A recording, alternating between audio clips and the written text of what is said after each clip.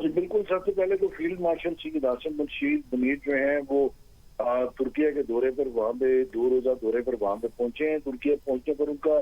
گرم جوشی سے استقبال کیا گیا اور فیلڈ مارشل سید عاصم منیر دورے کے دوران ترکیہ کی عسکری اور سیاسی قیادت سے اہم ملاقاتیں کریں گے۔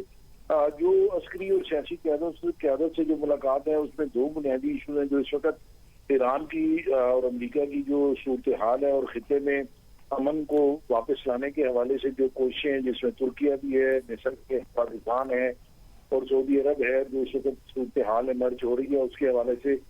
تفصیلی بات چیت ہوگی۔ اس کے علاوہ پاکستان اور ترکیہ جو ہے وہ دفاعی جو مختلف ویپنز ہیں اس کے حوالے سے بھی